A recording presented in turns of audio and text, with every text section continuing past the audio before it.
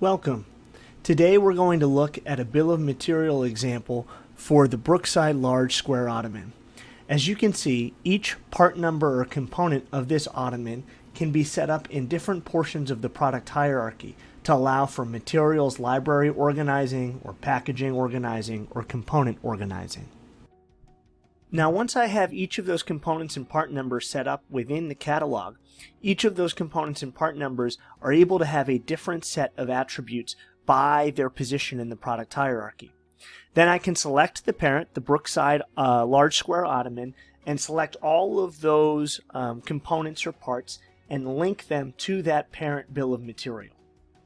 Furthermore, once I have that link up here, you can see this component drawer will allow me to specify the quantity or ratio per measurement type or unit of measure for each one of those part numbers or components or packaging elements that go to build the overall bill of material for this Brookside ottoman.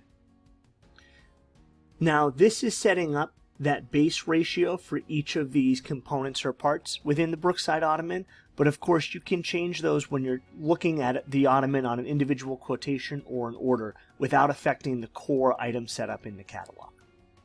Now that we've linked all of the components or parts for the bill of materials for the Brookside ottoman parent item, we can see that full component list within the Brookside ottoman page.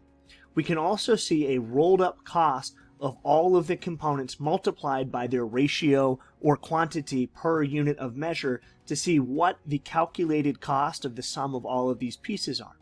We're able to adjust that so that it can move independently for the overall cost, but Surefront will automatically calculate both the rolled up cost and the rolled up price of all of the components and parts that go into the Brookside ottoman.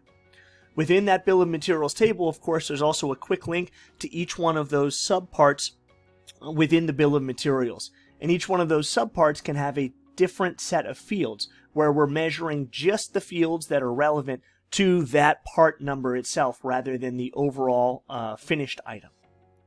If you go in and change the cost or price of that part number that's involved at the bill of material level, it will change the calculation for the rolled up cost or the rolled up price at the parent level product as well. Of course, after you've made this bill of materials, you can always add or edit those existing links to those part numbers or components.